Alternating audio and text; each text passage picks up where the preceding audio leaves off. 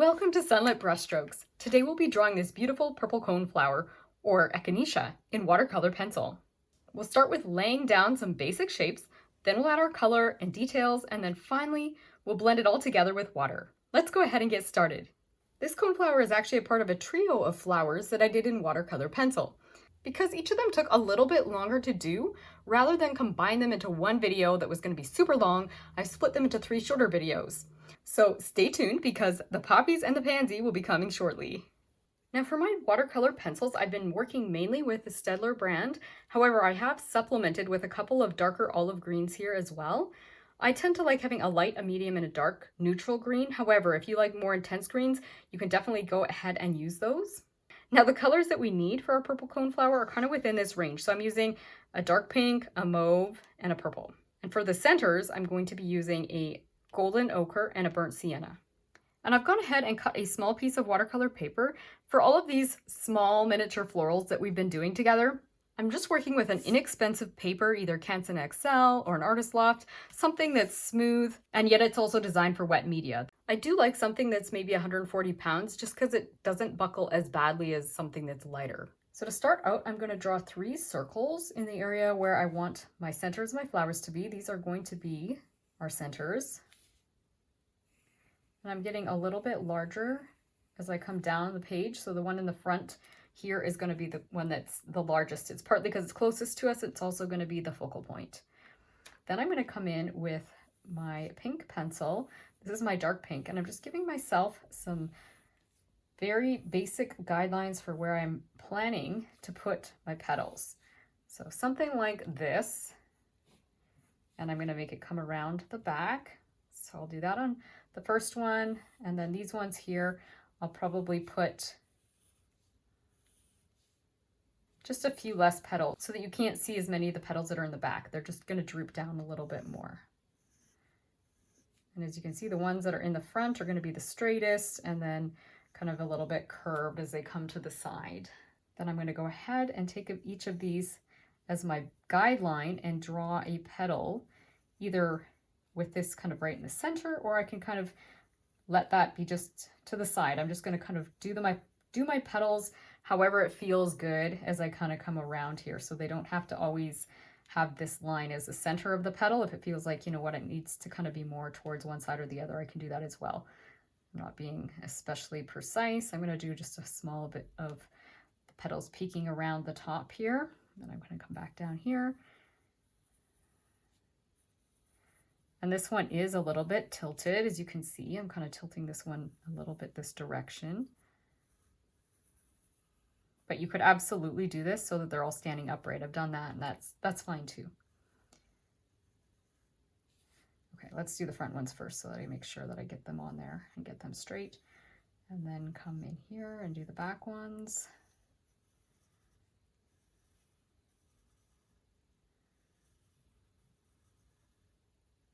Maybe add a couple here.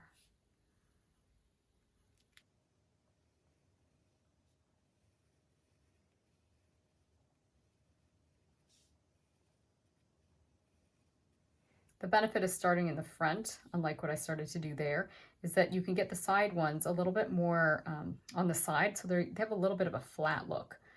This one wasn't quite as successful, but I think I'll be okay with it. So once I've drawn those on, and they're very messy, very sloppy, and that's okay because this is a flower, and flowers are never perfectly symmetrical. Then I'm going to come in and do some stems quick, and then I'll color the whole thing.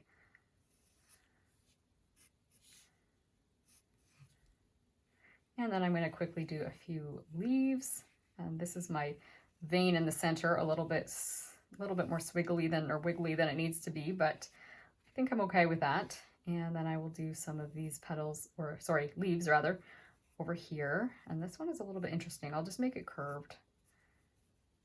Like it's hidden back there. We'll just do something like that. It's a little bit awkward. Do a couple of these to fill in the gaps.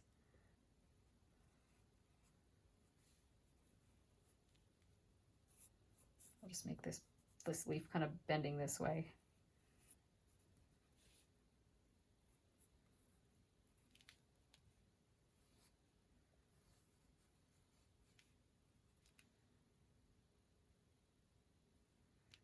I'm not super crazy about that one, but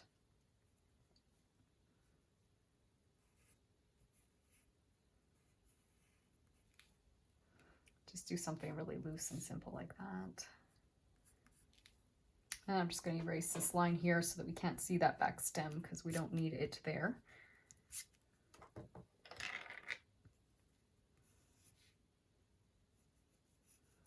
And maybe we'll make a leaf as if it's kind of that way as well. Like I say, I don't know, there's something with this. I'm finding the composition of these ones a little bit more challenging, but I think maybe I'm okay with that. We'll go with that and see what happens. Okay, so let's color it in. I might as well go ahead and start with this green since I've got it. And this was my lightest green, so I'm just gonna go in quickly and fill in these leaves really lightly. I really wanna get some darker greens going as well because, as you know, coneflowers have deeper, darker leaves than this. So let's go ahead and grab that darker green. This is my darkest olive.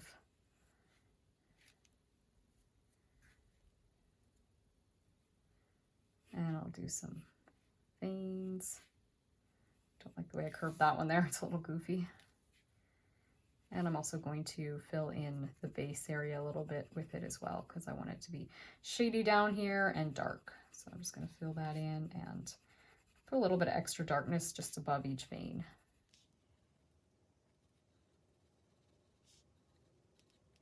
Just going to fill this in at the back a little bit more just so that it kind of disappears into the background.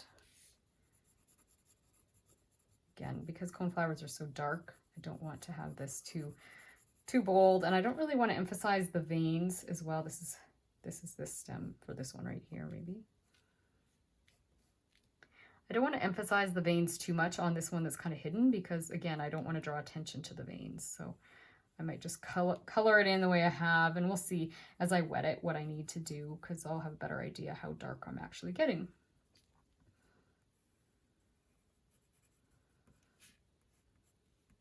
And once you're happy with your leaves, then we'll go in and color our centers. And to do this, I'm just going very scribbly, like up and down, very jagged, very scribbly, and just kind of filling it in with a few rows of these really scribbly, jagged lines.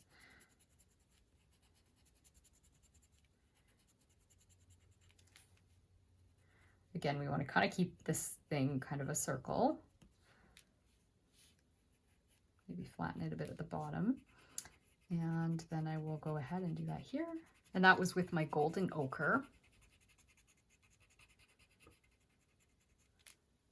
Then I'm taking my burnt sienna and doing a little bit of shadow kind of in a crescent shape almost on each of these little circles so that I'm creating a shaded side to them. And again, I'm using that same jagged up and down motion as I do this, but I'm trying to create it just within, as I said, kind of a crescent shape. Then I'll just add a few random lines in my light section. Not too many, but it's just going to kind of keep that jagged look going because coneflowers are very textured in the middle. And then I will just take my purple of all things and do a few of those lines in my shadows over here. Again, the dark section.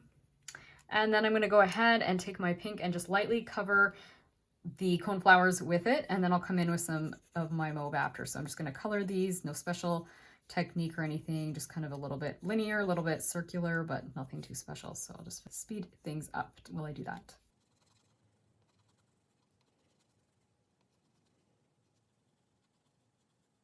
Then once I've done that, I'm going to do a few of these creases and folds kind of in the center of each of the petals so that it gives it a little bit of texture, a little bit of dimension. So I'm just kind of flinging a little bit, like using my tip of my pencil, and I'm starting with darker pressure or heavier pressure towards the center, and then I'm just kind of like swinging my pencil and lightening things off as I come away from the center of each of these petals, or I should say from the center of the flower as I do each petal. And when my pencil gets dull, I will sharpen it, because the sharpness of your pencil is definitely what's going to help create the fineness of these lines.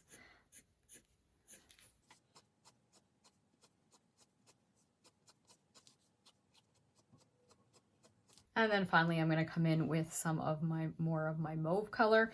I'm just going to put extra mauve kind of on the left side of each of these. I'm going to say my light source because we created the light part of each of our flowers more to the right. That means our light is on the right. And so I'm going to put shadow on the left of each petal with my mauve color. So it's a little bit more purple, a little cooler, and typically shadows are a cooler color.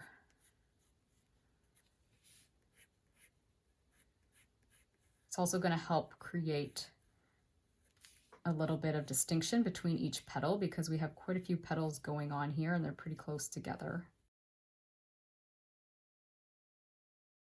It's going to help push things behind as well as create, you know, one side that looks a little darker than the other, especially if we put extra purple on the left side of the flowers. So I'm going to try and really do that on this one. So I'll increasingly increase my mauve as I come to the left of the flower.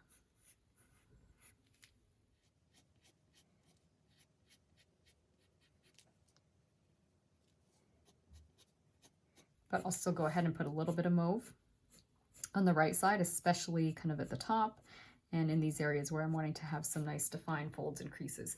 And then finally, I'm just going to put a very, very small hint of purple on the left side, not too much, just a little bit. Again, that's going to increase the amount of shadow that we have over on the left side of our flowers. So just doing it just a teeny weeny bit and using that same motion.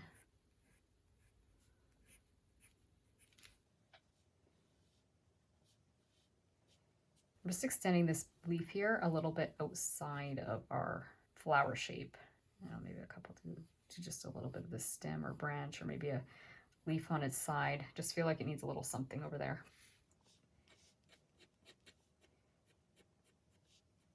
And then the last thing I'm going to do is maybe use the side of my pencil and just create a very fine light amount of this dark green. So this is my darkest green, but I'm using very light pressure, whoops, with the side of my pencil and just kind of creating a very faded out background behind all of these. And I'm going to go ahead and wet it at the end as well. And it's just going to give us a little bit of a, I don't know, it'll help ground the leaves and the flower kind of, if you will, to the base of our painting. So as I said, just using the side of the pencil to do this. Just something like that. Maybe put a tiny bit back here as well.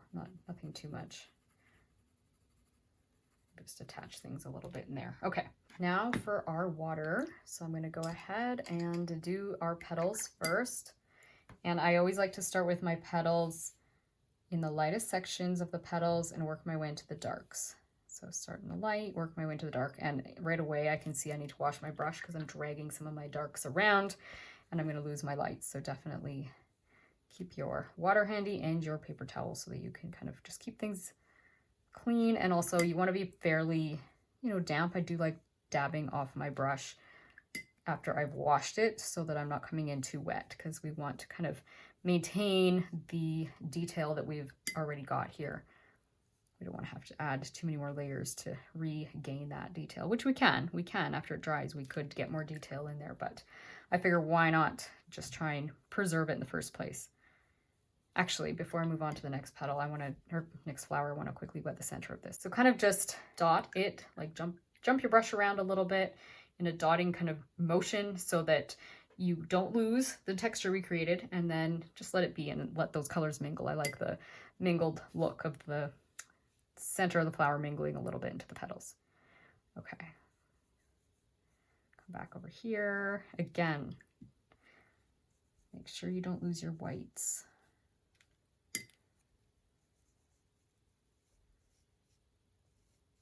And if you're using a water brush, all you'd have to do is just wipe your water brush off rather than washing it. It's really just to try and make sure you have a clean tip of your brush.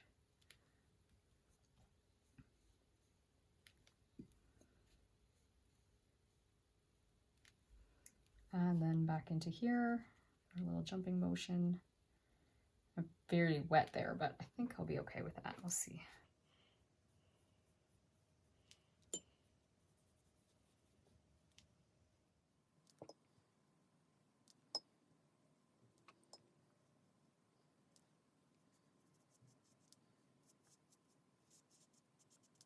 I feel like I'm losing a little bit of my lights here. I'm just going to use my damp brush, kind of a thirsty brush, and just sort of soak that out a little bit, because I feel like, I don't know, I like the yellow mingling, but I almost felt like maybe I was losing the light in that area. So I might come in and just define that, separate those a little bit. We'll see.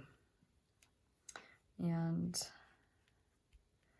then I'll come in and wet the center of this again. I don't mind doing that. I don't mind the way it's usually mingling. As you saw, I can always fix things if it gets a little bit too wild or going places I really don't want it to be. Most of the time though, I'm happy, so I'll just leave it be. And then I'll come in and do my leaves. And again, always working my lightest sections first and dragging more into my dark sections. And I'm just filling it in, letting things mingle. Here I'm not as worried about losing my lights because I think I'll be okay.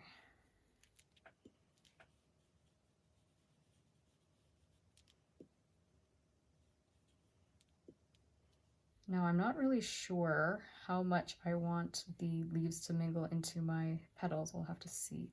Come in very gently, kind of damp. I don't want to lose too much of my edges here, so we'll see. I might just come in and do the stems and then come back in and do some more of my background and my leaves after I just give it a quick minute to dry. Let's see, we'll try this.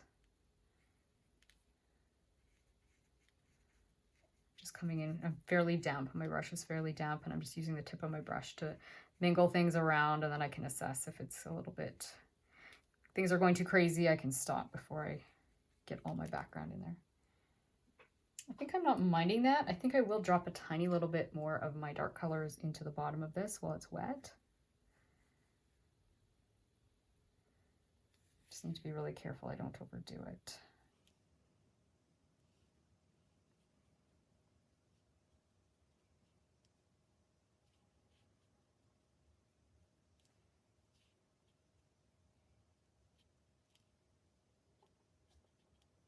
Okay, I might let that dry just to be safe, and then I'll come in and do a little bit more on the background and just let things kind of mingle around a little bit more. So I'll just let that dry for a sec. All right, so I let that dry, and I'm going to come in now and just wet the background a little bit. So I'm going to come up here and just start dropping some water in before I get to my greens, so that I have kind of an area where it just gradually fades from colored to just the white. So I'm just gonna, like I say, I start in the lightest, which is in this case white, and then just drag my water downwards. And I'm gonna be able to use my pencil and just drag some paint off of it to kind of throw it into some of these spots where I don't have enough color. Just touch it up with water quickly, and then just kind of drop water in a few spots, or sorry, drop paint in a few spots from my brush so that I create kind of just a mingled wash.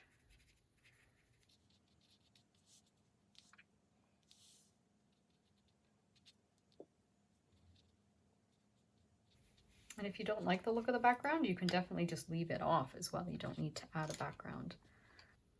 I'm just going to drop a little bit of pink in a few spots, and this is kind of a fun way to just harmonize things.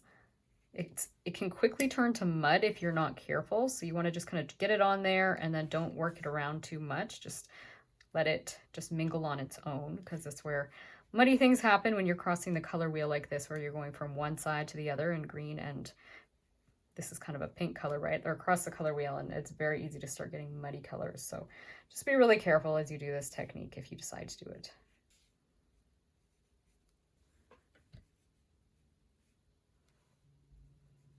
I'm just dropping teeny bits of that mauve color just to kind of create a little bit of harmony in the background. I'm just going to darken things a little bit in here to kind of separate these shapes where they kind of mingled together.